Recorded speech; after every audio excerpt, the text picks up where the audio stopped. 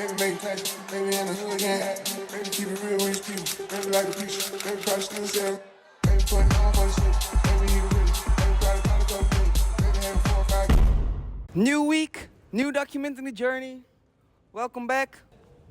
On this channel, I document my journey building my brand, exchange life from 0 to 10 million a year. We sell custom merchandise, and in the last 30 days we did 162,000 euros in sales, which is 17% up from the previous period. In the first part of the video, I will talk about all of the updates with the brand, the good and the bad. It's relevant if you're into e-commerce. And in the second part of the video, my life outside of the brand, personal development lessons, basically relevant for anyone that's trying to build cool shit. Young people specifically. So join me on my journey to 10 million a year. First of all, we just finished a professional photo shoot for the brand this week. So here are some examples. They turned out really nice, as you can see. I think this will not only make a big difference for the site in terms of conversion rate. And as you can see, if you go to the website now, the product tiles, so the product photos have all been changed.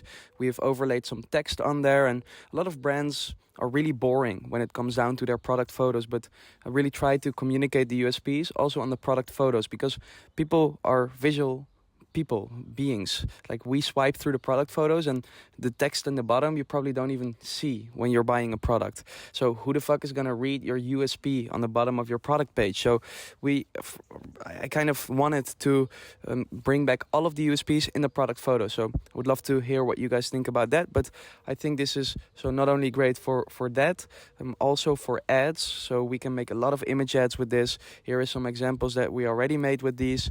Let's see how they will run. I will update you guys on that, how the ads perform with the new product content. But yeah, it's just really nice for everything that we're doing for the brand, and it was really needed. I paid probably maybe 6k euros for all of it. Hundreds of photos and pieces of content we can use.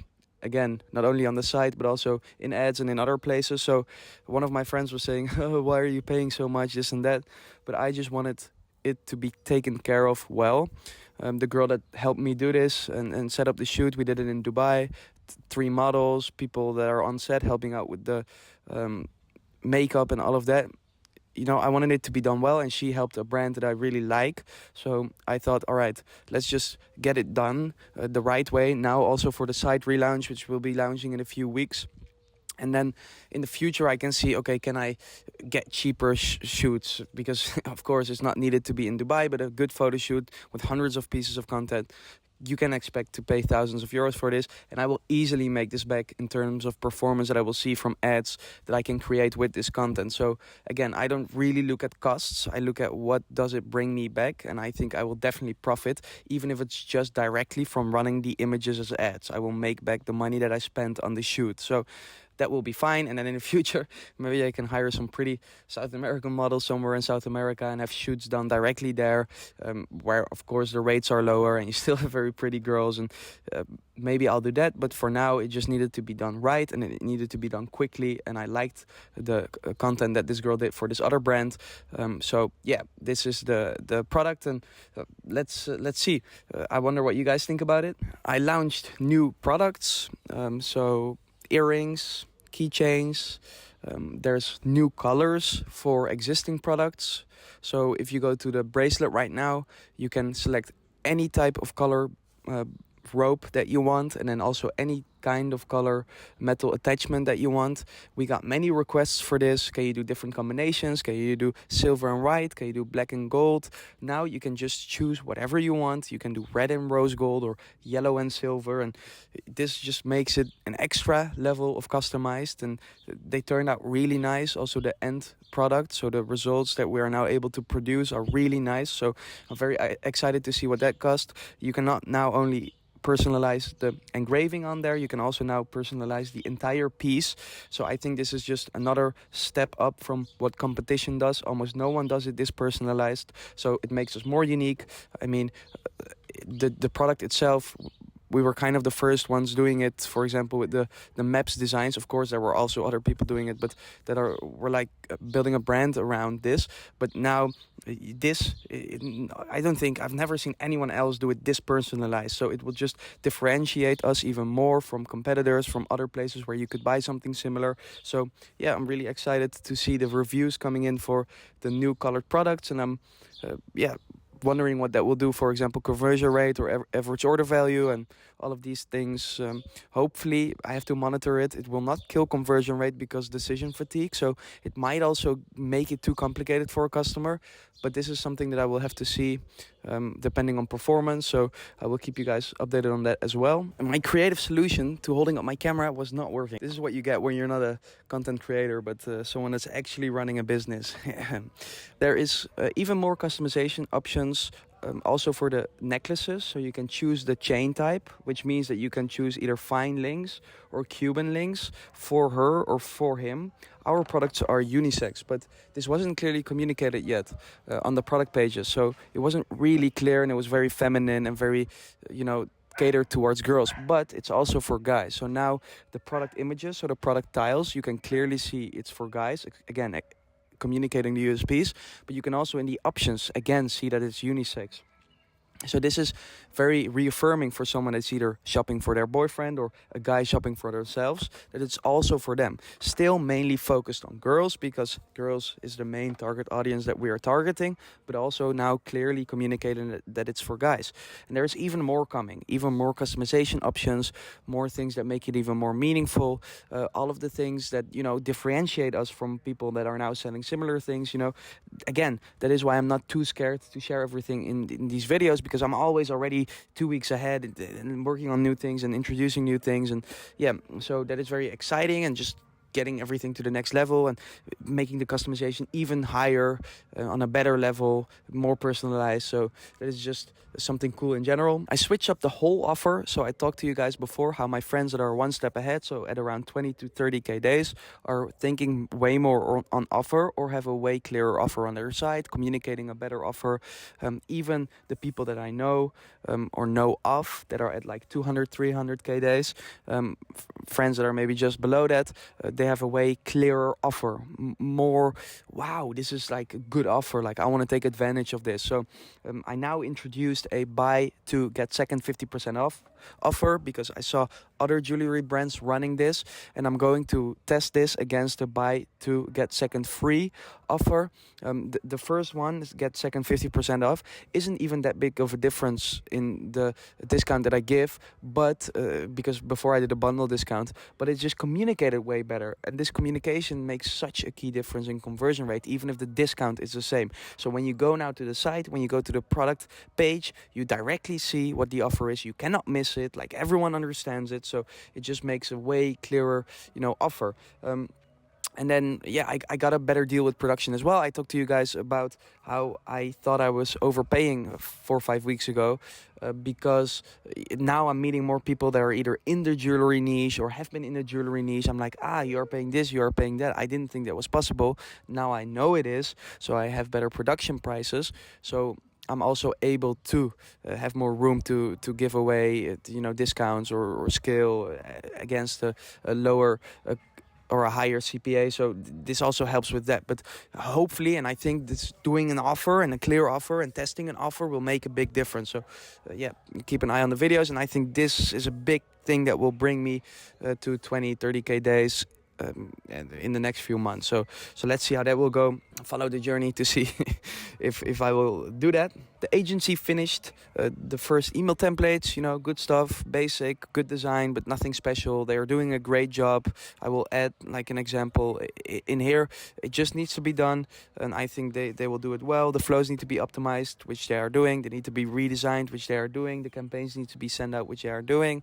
SMSs need to be sent out, which they are also going to do. So I think we can overall get this up to 30% of our entire revenue, Klaviyo revenue. 40 would be a big goal, but might be possible. So let's see how that will go. All right, so big creative update. I'm looking to move the entire thing in-house.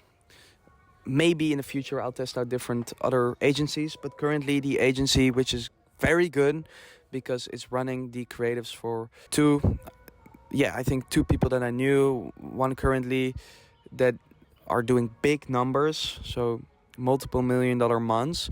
So they are good, but they were not outperforming my creatives. There is some creatives that have been very profitable. It's just that they do not outspend historically big spenders in the account, which is kind of a normal thing. But then there's also no point for me to have a fancy creative agency and pay them a big retainer if no matter who makes them doesn't outperform historical winners or iterations. So yeah, now I'm just gonna try to move that all in house and not only save cost, but I think also improve performance, and have someone that's really dedicated to that.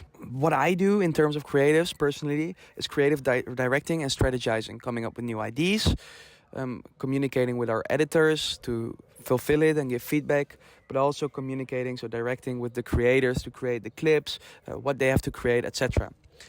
This is a big part of the work that I do, maybe 20% of my weekly work.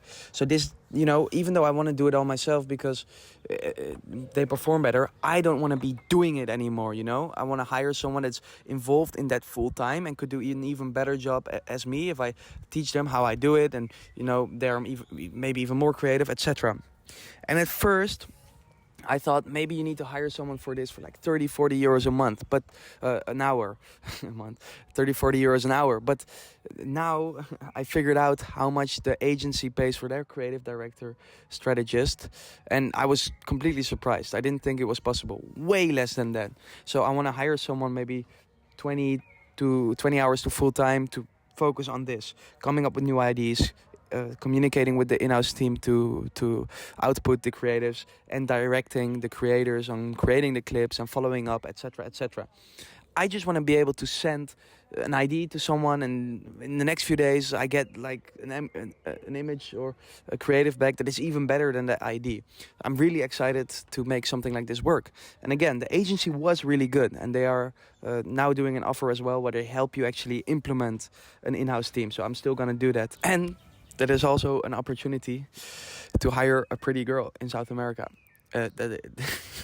That's a joke. We keep it professional, but for some reason I also think it's best to hire a girl for this role because the creative ideas and the jewelry is mainly for girls and all of this. I just think it fits better. So I do think I'm gonna try to find a girl from there to do this role, and hopefully find like a hungry person that wants to learn, that can really take care of this, and make it cool and make our creatives like sick, So let's see how that goes.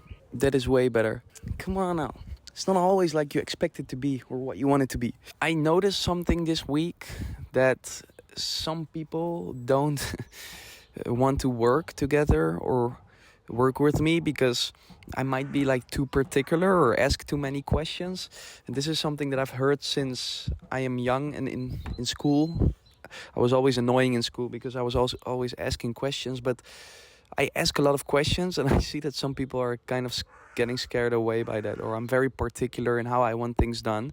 So this makes it, some people like to work with that because it's very clear, others don't because it's too much. I had this experience now because I was looking to hire someone to help me give some advice on some things, and I was asking so many questions that he was like, I don't really like you asking this many questions. So then I was like, all right, bro, but I want it to be done right, so then I'll find someone else. So that is kind of something that I noticed and wanted to share. Is this good? Is this bad? I haven't figured it out yet. I guess at some point I heard this in a podcast. You kind of need to let go a little bit and not be as hard on everything and every, as fucking strict and clear on everything. But let's see. I will probably learn this along the way. But this is now what I noticed. So let's see how that will go. I'm iterating more on Pinterest. I launched Pinterest ads. One of the ad sets is actually very profitable. So let's see if I can get some skill there. It seems quite logical that I could make that platform work. I just haven't figured it out yet. But I saw this list actually this week of like channels and the amount of spend that big brands do on channels. And 1 is Meta, 2 is Google, 3 is TikTok, 4 was Pinterest, and then you get Snapchat. So I kind of had this the right way instinctively because I tried out TikTok at first, not even based on this anything. I just thought it would be more relevant for my brand, and now I'm trying Pinterest ads. So let's see how that goes. I think I can definitely make it work, even if it's in like 500 to 1,000 euros a day spent. that is still a good chunk of revenue that I can get there, and it's supposed to be pretty consistent. So let's see how that goes. And then I was trying out some creative funnels on the Facebook on Meta, where people could send a DM to get like a mock-up of their personalized piece, but that wasn't really working, very hard to track. So it's always with these fancy things that you try to do, right? I thought I could do some creative funnel, creative offer, because I thought this was like a way of doing an offer. Of course they can work, but I guess if you don't have the basics completely unlocked, so just like driving traffic to a site and converting them on the site, then you don't want to think about all of the other fancy funnels and shit. Like, just get that unlocked and make that work. That is what a lot of brands scale to a lot of money from. So I shut that down, even if it's break even, like just a headache, and back to the basics, right? So interesting learning as well. Don't go too fancy. That's it about the brand updates this week. You know, the next video will be in another hot country. So I was just here to visit everyone, and then I'll keep going. I'll do this more often. It was really enjoyable, and I think a good way for me to see everyone I care about back in the country where I'm from. This very green place. It's very nice, actually, you know, in the summer. The next part of the video will be about all of the other parts in my life: personal development, thoughts, learnings, anything, relationships, like all the juicy stuff, arguably more important than making money. So make sure to check that out as well, and I'll see you guys in there. So we're at day 600, probably 70 now with the videos, but the brand actually started right here like 1780 days ago. I just looked it up, in August 2019. I just named these videos from the start that I started documenting them. So day 1 is the day I started documenting it, but the day the brand started was like 1,000 days before. But I didn't make any progress yet before I started documenting the journey, because that's when I went all in. I did sell already some hoodies. So for example, here I have some hoodies that I sold, and I have some more items right there. A mug and a phone case right here. Like there were some things that I was already selling, and I had the web shop, and I had already an Instagram page for the brand, a little company page where I tagged my friends wearing the brand. But basically the first 3 years around, before documenting the journey, I made maybe 5,000 euros in sales. So I didn't do anything significantly because I didn't have the skills back then. I didn't know how to promote the brand. I wasn't selling the right products. And really, from the point I started going all in, which was the point that I started documenting the journey, you can go back. I quit my job and I just wanted to make the brand work. When I started to meet people that could tell me how to make it work, and iterating and really starting to run ads and stuff, that's when my brand started to work. So 99% of the learnings came from the point that I started to document the journey. Just the idea of the brand Exchange Life already was older than that. I already had sold some hoodies via my friends promoting them on their Instagram, and me doing print-on-demand hoodies via Printful. But yeah, I just wanted to share where exactly it's from. So I started the brand when I was on exchange in the United States. As you can see, this was before that time. This was probably month 1 or month 2. This is how I promoted it. One of my friends was running a community account, and I made these hoodies, and there was the definition of an exchange student of the back of them, and yeah, my friends were tagging them, and that's how I sold, again, the first 3 years or 2 years or 1 year, a few thousand euros. And then COVID came, so the brand was actually shut down for about a year or so, no sales, because I wasn't iterating on different target audiences yet. But yeah, this is where it started. And then after I went all in, it really started to grow. So I was on an exchange in the United States. I was there for about 8 months, and that's where I got the ID. So that is how the brand started, and it's kind of a full circle moment now. I'm getting home, because when I got home from the United States, the brand was about 9 months old. It got like it was no sales for the next year or two because of COVID. And then after COVID, I started it again. And then a few months after that was over, I went all in. And that's when I started documenting the journey. And I started actually growing the brand. But after I got home from the United States, I thought, okay, I already had the idea. Maybe I should do some sort of coordinates, because I saw this other brand doing coordinate designs. And this is the result of that. I was drop shipping them via Etsy, really bad quality. But it was kind of, or it's kind of a full circle moment now, because I actually recently introduced the coordinate cuff again. And the idea that where this came from was from a brand that I was always looking up to. And the founder of that brand is now a good friend. So it's kind of like a full circle moment, because now I'm doing it again, and I already had the idea back then to do it. So I had the right idea because now it works. I just didn't have the skill set yet to make it work. And now I do.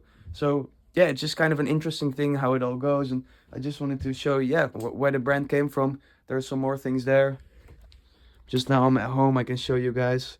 I played football there. This was one of the products that I tried to make the brand work with that didn't work.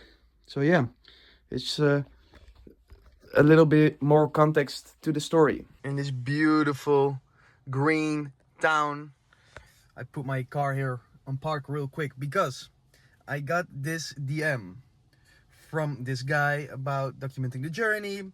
I saw your video. You mentioned the community that you're trying to build. I really need that, not gonna lie, because I shared before in the last video that I'm gonna build a community of the back of these videos with you guys. And then he's saying, I'm battling with myself because I also want to share things in public, but a lot of my mentors that did millions in e-com, they say not to do it. So my thoughts on this: do you want to be like your mentors? If so, listen to them. If they just made a few million and you just want to make a few million, fine, don't listen to them. You'll probably get unwanted attention if you share your journey, or maybe you get some bad reviews because this guy is saying that he is, you know, scared of getting bad reviews on his TikTok shop from his viewers. People won't, because people don't care about you that much as you think that they do. We always think in our head that we are the center of the universe, but we're not. People care way less than we think they do. And yeah, he also says, but I just will regret, I think, not documenting it. So if you want to be like those mentors and just want to make a few million, then listen to them. Why bother sharing it?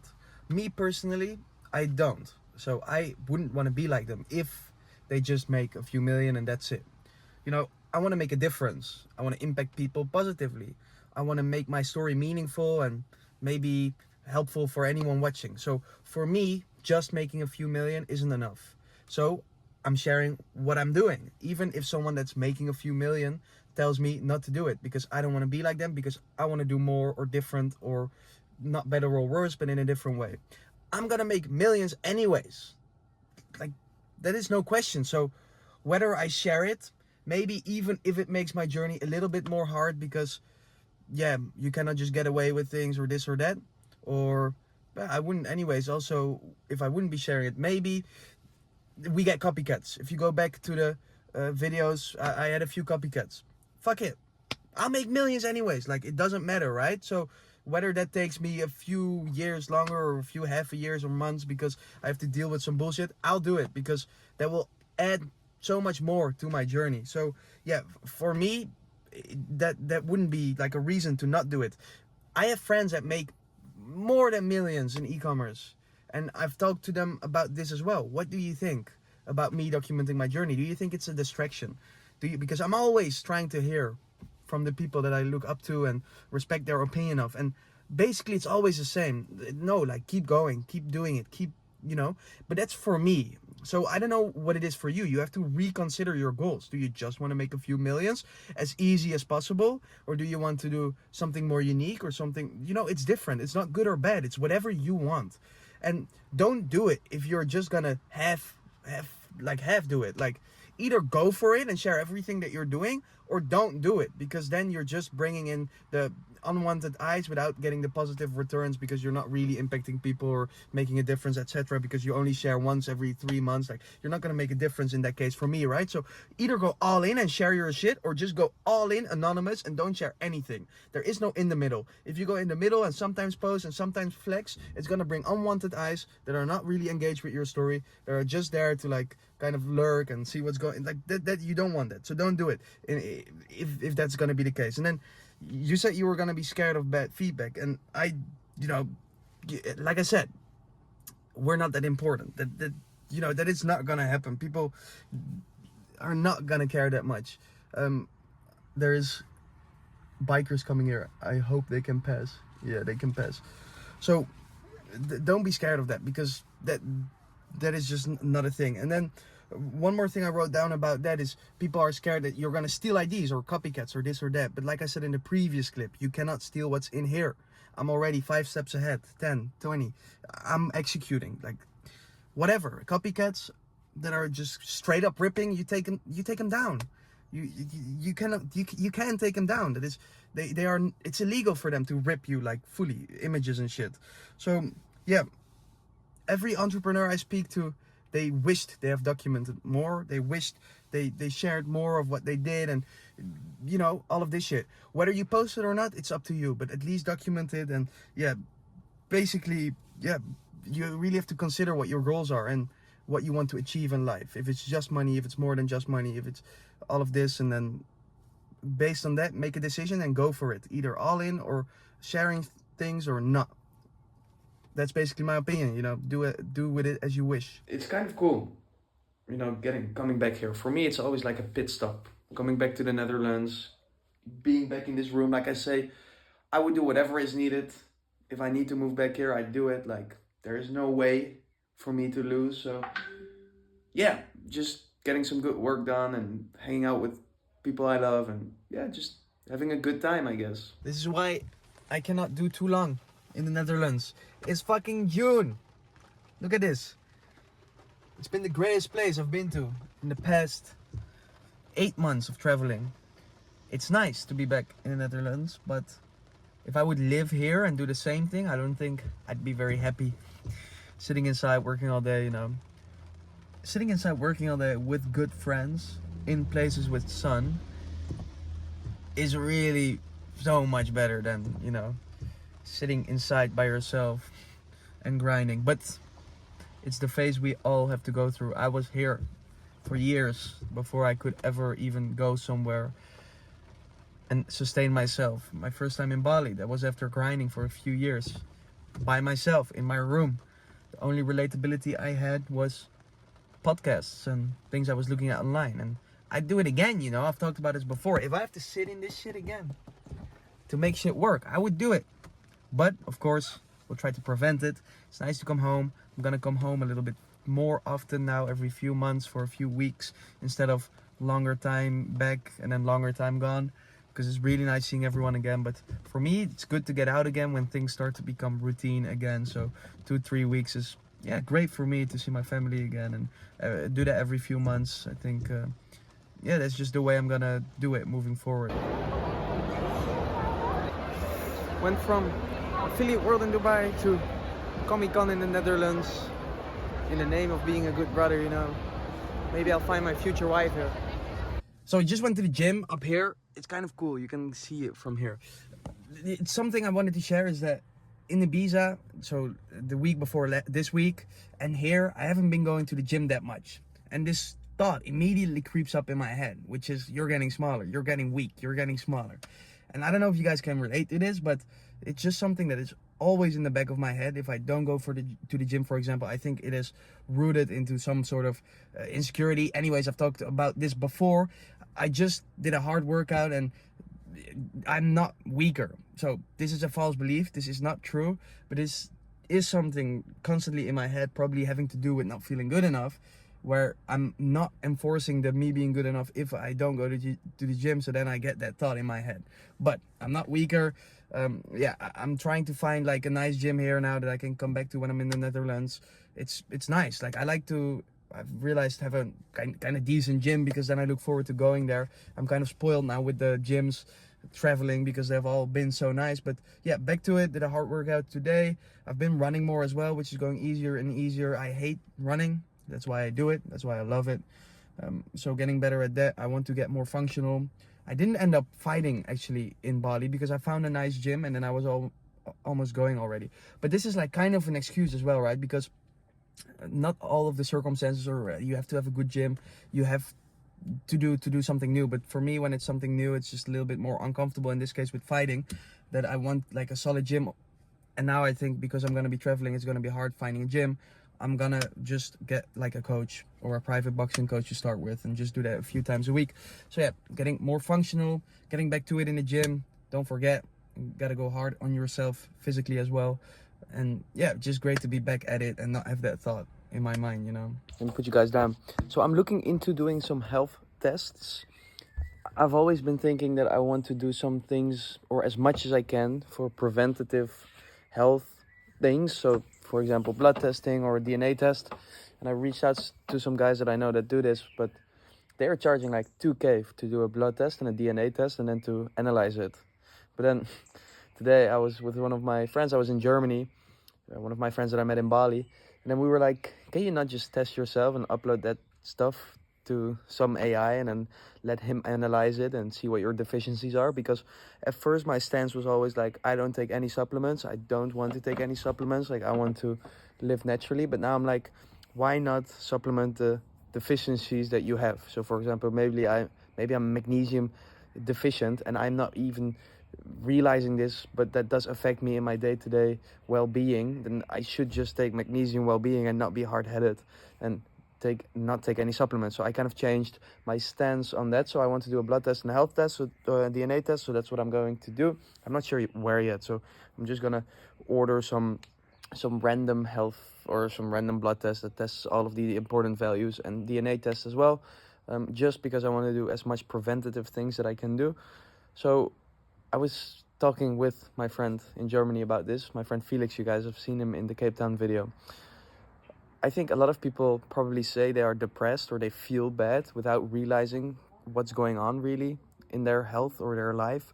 For example, maybe someone says like, I've been feeling bad for like the past 3 months, but they eat like shit right when they wake up. They don't drink enough water and they are deficient in some vitamin, right?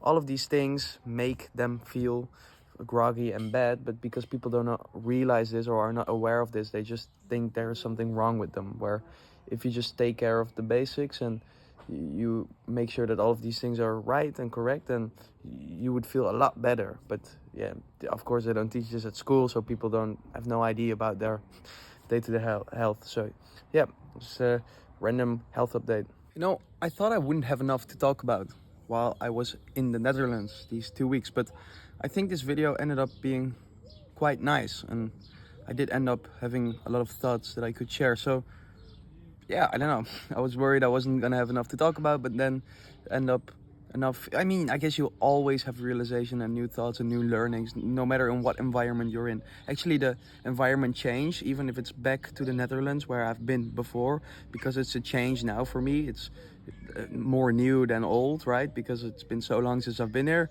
It brings a lot of ideas and thoughts and inspirations and things I can share. So yeah, that's kind of cool as well. Tomorrow we're off to a new destination. Have you ever seen a simpler bag than this? One section for socks and underwear. Same. And oh, that is secret cologne. You cannot know my smell. And then shirts, black shirts and pants. We travel light. I only carry this little handbag with me and then a backpack, and I carry all my shit in there. You know, I'm like, who does this? Probably Mark Zuckerberg wears the same shirt every day. But I don't do it because I'm autistic, or maybe I am.